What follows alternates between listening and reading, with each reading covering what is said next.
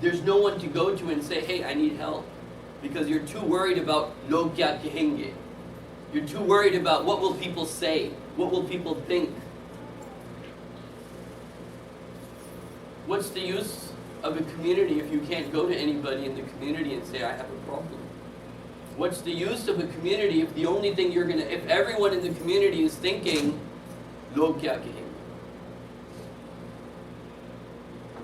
Then we're just a crowd. We're not really a community. Just a crowd of people. Like in a traffic jam.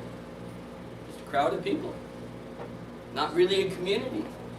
And what has happened identifies the two things that identify with me, with what has happened, is that, number one, we failed as a community, in a sense, because there was no authentic friendship. There was no authentic friendship. There was nowhere, he didn't feel comfortable going to someone and saying, I have a problem. And the second thing, and this is not an absolute statement, this is a statement of wonder. It's a statement of, I wonder. It's a statement of reflection, which is, it was interesting to see our reaction. And I wonder if our reaction is a sign of our unpreparedness for our own death. The shock. I mean, the Prophet said, sallallahu alaihi wasallam, "Wallahi latamutunna kama tanamun, thumma latub'athunna kama tastayqidun." I swear by Allah, you will all die just like you go to sleep. And then you will all be raised up just like you wake up. Does anyone have any doubt that they're going to eat today? Does anyone have any doubt that they're going to sleep today? Does anyone have any doubt that, we're going to need water and drink? No, in the same way, we die, we pass on. Yes, the circumstances are shocking, but I'm just asking the question for everyone to ask themselves. And another lesson here is that, some brothers were talking about this, and this is very important, and now I'm moving from the imaniyat to some of the fiqhi issues, and then I'll go into some of the sociological issues, which is that every one of us should have a will. And every one of us should share that will with our wives and maybe one of our friends. And you shouldn't just have a will in the financial sense. Your will has to contain wasiyah, advice to your children. People think the will is just, some financial stuff. It's not just financial. Wasiyah, you can give it, but your will can include notes and comments and last advice, parting advice to your children. If you read the wasiyah of Ali radiallahu anhu given to Hassan and Hussein, it's about 6 pages long that he wrote. That 6 pages of advice about life, about how to live life, 6 pages. One day, inshallah, if I ever have time, we're going to go over those 6 pages. 6 pages of wasiyah. Also, other aspects of how you want your burial. Do you know that you have the right to even choose when your dead body is there, if you want cold water on you, if you want hot water on you? For example, there's a hadith of the Prophet that cold water washes sins. The Prophet said this. But hot water takes away external dirt, and hot water has the advantage of physical cleanliness. So the imams, they debate which is better when somebody dies. You can write in wasiyah how you want your janazah to be, but that will not happen if you don't know the fiqh, if you don't know the Islamic laws and the rules and regulations of the burial procedure and what your rights are in there. And another thing that I want to mention, that the person who has the right to lead the janazah, the first person who has the right to lead a father's janazah is the son, not the imam. Because when a son will pray for his father will be different from when an imam is praying for the father. Right? When a son prays for his dad in janazah, his feelings and his emotions in front of Allah would be so much different than just an imam. And it's so interesting. One person mentioned this, and I was reflecting on this. One brother mentioned yesterday about how many incidences we've had this year. And I remember I was thinking about the same, thinking on those lines, that almost every Jummah khutbah, there was not, if not every third Jummah khutbah, there was some sort of announcement that I remember giving regarding somebody passing away, or something of somebody's in the hospital, or something like this. Almost every other Jummah, every third Jummah for sure. Almost positive on that. But you should have a will, and you should share that will with your wife, of course, maybe your attorney, and then also maybe one or two friends, so that if some, because you never, yesterday, or these days are a perfect example that death has no time. It doesn't ask. It doesn't ask you and come to you.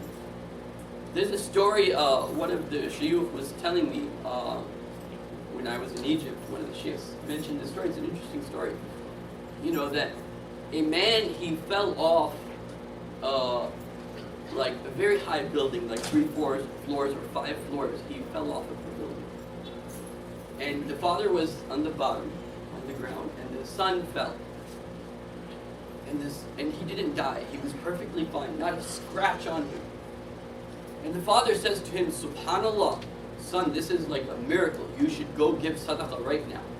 And go across the street. There is a shop there. Buy something to give sadaqah that Allah saved you." And as he was going across the street, he got hit by a car and passed away. Right? So time, when it will be your time.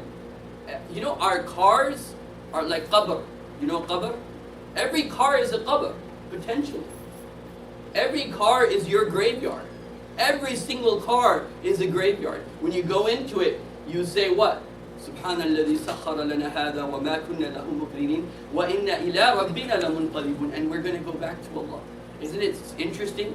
The Prophet he said this at a time where people were riding horses. He said this at a time where the people were riding horses, and that dua of the Quran, this is actually dua in the Quran, is even more applicable today, after 1400 years. And so, again, time is running out, but the point is that when it comes, it doesn't ask anyone. I could be in a... And there's situations that maybe you've all been in that you all would have normally passed away, but it wasn't time. When I was working with Al-Furqan, we hit an 18-wheeler truck. Me and Brother Wajat, we were in a blizzard, and he lost control of the car, and Brother Wajat, who was the president of the organization, I'm sitting by him, he's driving, and he loses control, and the truck is by our side, and it's going to hit it. And he looks at me and says, "I've lost control, we're about to hit." And that was it, right? And so, okay, La ilaha illallah Muhammadur Rasulullah, right? You're almost certain, and we were on a bridge. Okay, so if we get off the bridge, we're like, definitely. We hit the 18-wheeler, the car turns around, and just parks by the side of the bridge, right? We were all okay, not really hurt, and we went to the airport, got another car, and continued on our journey. Anyway, the point being that when it's not time, it's not time, and when it's time, it's time. And it's not going to ask you. No one's going to ask you. So, always knowing that time is limited, time being limited and being aware of that, actually, not only is it preparing you for death, but actually makes you happier in life, like I showed you the studies. Makes you more authentic in life. You're not worried when you know that time is limited, you're not worried about log kya kahenge. What will the people say? What will people think if I tell them I have this problem? When you know time is limited, you become your authentic self. So preparing yourself, it's like that person who has cancer. The doctor says you have cancer, but you think, I feel fine. Yeah, but okay, but now you have to prepare yourself. You have to take the medication, and you have to take the diet, and you have to live according to that lifestyle so that you're ready to go, ready to deal with your cancer. You can't say, oh, I feel fine. Inshallah, I will continue in my second khutbah. Time is running out here too.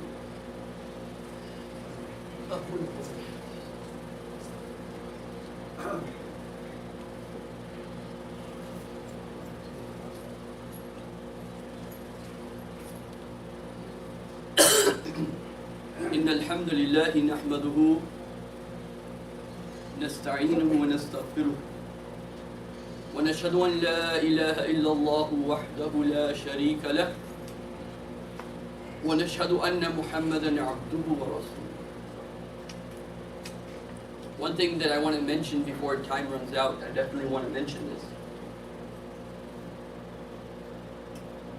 There is sadness, there's depression, and then there's clinical depression.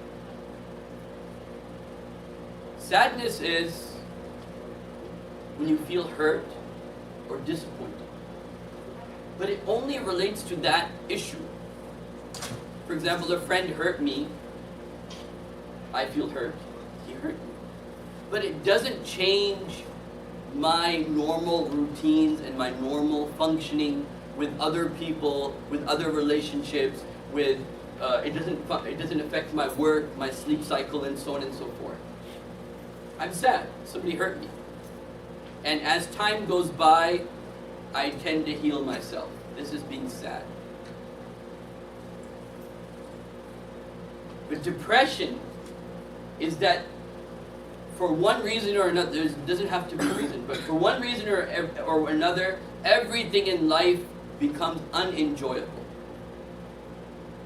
Everything in life becomes difficult.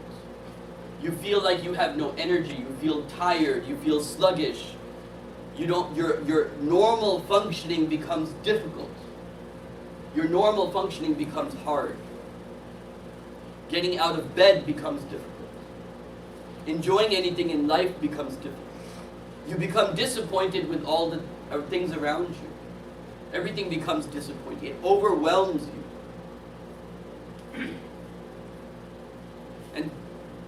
And so what I want to mention here is this. And I'll end here because again, time has run out, but I did want to talk about alienation a little bit more.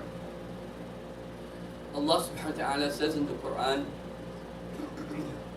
وَالضُّحَى وَاللَّيْلِ إِذَا سَجَى مَا وَدَّعَكَ رَبُّكَ وَمَا قَلَى. When the Prophet was depressed, these were the two surahs revealed. I won't go over the background of the asbab al-nuzul of why these verses came, but وَالضُّحَى وَاللَّيْلِ إِذَا سَجَى, by the morning light after the stillness of darkness. That no matter how dark it seems, this is the nature of things. Just like gravity, if you put something up, it has to fall. The nature of gravity is, or the nature of things is, وَالضُّحَى وَاللَّيْلِ إِذَا سَجَى. After every darkness, there is the morning light. After every darkness, there is light. فَإِنَّ مَعَ الْعُسْرِ يُسْرًا إِنَّ مَعَ الْعُسْرِ يُسْرًا, in the other surah.